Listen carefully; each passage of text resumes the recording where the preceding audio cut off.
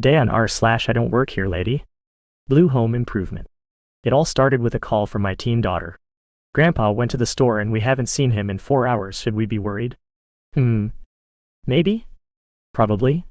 My dad isn't senile or anything, but he does chase shiny objects sometimes, and he's out of his comfort zone.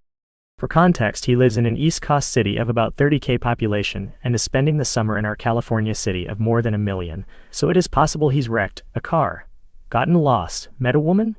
Who really knows, but he's supposed to be with the kids while I'm at work. Few calls and voicemails later with no answer, and I'm getting ready to leave work early to look for him when he calls me to say he's sorry and picking up food for kids' lunch on the way home. That night, we got the story.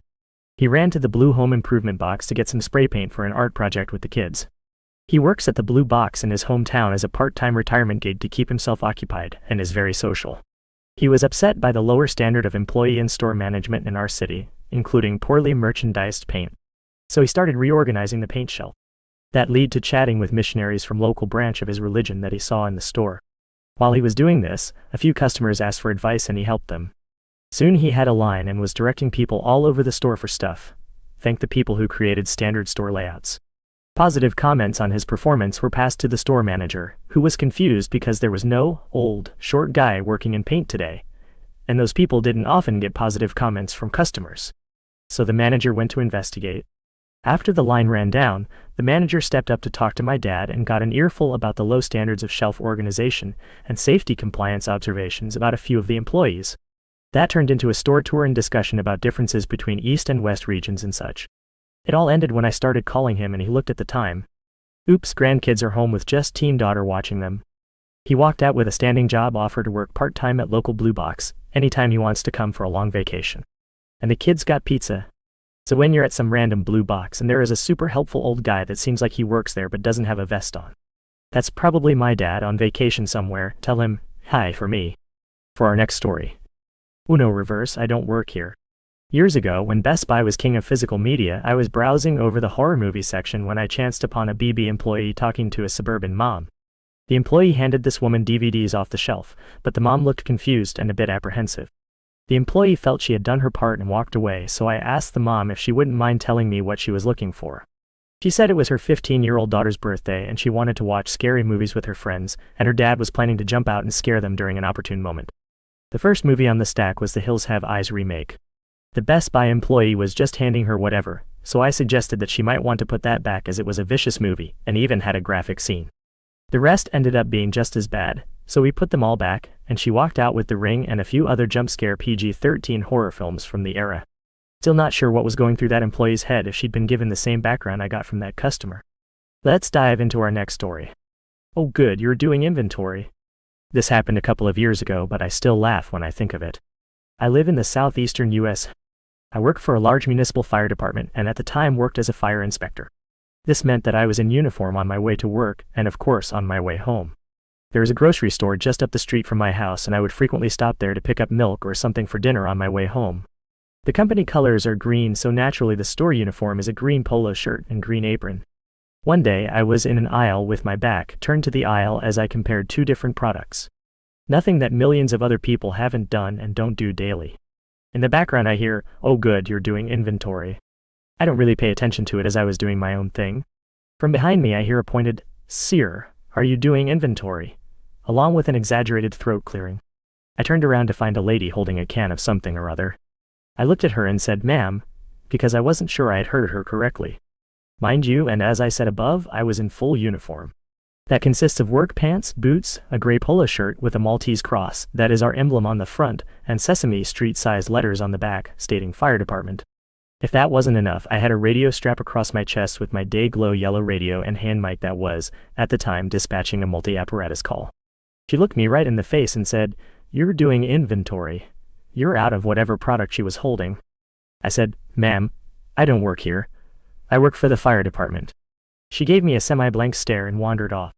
Sometimes I wonder and worry about the citizenry I serve. On to the next story. I don't work at the gym and I'm not going to fix the AC. I went to my gym in my work clothes. I was wearing dark blue trousers and a white polo shirt with our company logo on. On reflection, it's quite similar to the gym staff uniform.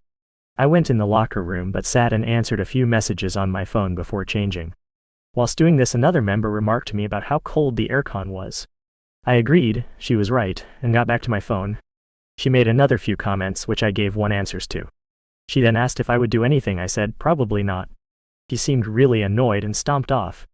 I thought it a bit odd but got changed into my gym gear.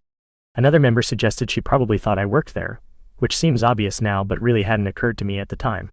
I looked for her later to explain but didn't see her again. I'm now feeling a bit guilty imagining her complaining about me to the reception, and them wondering who on earth she is talking about. For our next story. Crazy Cool Girl 1, Karen 0. So this didn't happen to me, I just witnessed it. New here but I think it fits? This happened in a supermarket in the UK. Fairly big store which has concession shops at the back, a pharmacy, a dry cleaners, an optician, and a phone store. These shops are little units with open fronts to the store. So I'm doing some shopping and it's fairly quiet as it's mid-morning, mid-week. Down the aisle there's a cool-looking girl wearing a bright tie-dye t-shirt, bright blue combat trousers, and crazy pink hair. She's listening to music and is kinda dancing along. She clearly doesn't work at the store. Suddenly a woman, it's a Karen, comes barreling past me, charges up to see the girl and yells, "What are you doing? You should be helping people." Girl, what? That's D. Karen, you need to help me now. Girl, I don't work here. Karen, yes you do, show me where your sun cream is. Girl, but. Karen, now, or I'll get you fired. Now this girl doesn't look anything like an employee and just stares at the Karen for a minute. Then she says, okay, follow me. Karen looks smug and follows her. I then discreetly follow them because I really want to know where this is going. LOL. So Cool Girl and Karen wend their way down the aisles until they get to the back of the store. They get to the concession shops and Cool Girl says, what brand are you looking for? Karen names a popular brand and Cool Girl then offers to bring her all the different choices in that brand for her to select from. Karen, well, that's more like it, with a big smirk on her face. Girl, if you can just take a seat here. And offers her a seat in the nearest concession shop. She then points to the concession shop name and asks Karen if she can read it. Karen looks confused and says yes. It says Specs Vers, opticians for those outside the UK. Girl, yep, and clearly you need to be here because I don't look anything like staff. I don't work here, you crazy cow. Should have gone to Specs Vers. And then she ran away, leaving Karen dumbfounded and the optician's receptionist who'd just come back, very confused. And me? I had to go hide in the loose till I stopped laughing. Our last story for today. Go see the nurse. My dad was skewered at a construction site by a large steel rod last week. I believe it's called rebar, but I could be wrong. It went through his front and out his back. He went to the hospital to have it removed and some surgery to repair damages to his internal organs. The next day my husband and I drove to our hometown about 30 to 40 minutes away to see him after the surgery. My husband dropped me off at the hospital while he went to my parents' house to feed and walk their dogs and to let the neighbor know what had happened and why my parents wouldn't be home for a while. While visiting my dad, he said that he was thirsty. The IV drip that gave him liquids wasn't enough. The ice chips they gave him wasn't enough. He wanted something stronger. So I left to go to the nurse's station to see what he was allowed to have. My dad wanted a beer, but I was pretty sure they couldn't get him one in the hospital. So I went to the nurse's station and asked what he was allowed to have. They checked the patient notes and said he could have mild juice like apple, and that was about it besides water. I said thanks and walked down to the vending machine to get him an apple juice when this lady stuck a bunch of papers in my face and asked how to fill them out. I said I don't know, she should go to the nurse's station and ask that. She replied with, "The line's too long at the station, and I'm here right now, so do my job and help her." I again said, they can help you at the nurse's station, and that I don't work here, I'm just visiting. Because it seems to be mentioned often here, I was wearing nothing like the hospital staff. I had on gold leggings, a college sweatshirt, and it was obvious I hadn't fixed my hair. It was tucked under a baseball cap. This lady said, "Why won't you help me? Who's your supervisor?" Stuff like that, while I kept insisting I was just a visitor, and left to go bring my dad his juice. I had been in my dad's room maybe 10 seconds when this lady burst in with her paperwork demanding I help her fill it out. My mom was frozen in shock at this lady while my dad was frantically pushing his call button to get help down here. I kept trying to dismiss this lady when an actual nurse came in the room thinking there was an emergency based on how often my dad was pushing his call button. The nurse said, "What's the problem?" And my dad said, "This lady is bothering me and my daughter." The nurse calmly looked at the lady and said she would be more than glad to help her at the nurse's station, if she could please leave the patient and his family alone. As the nurse and the lady left, I couldn't help but mutter under my breath, "I told you they could help you at the nurse's station," followed by some colorful language.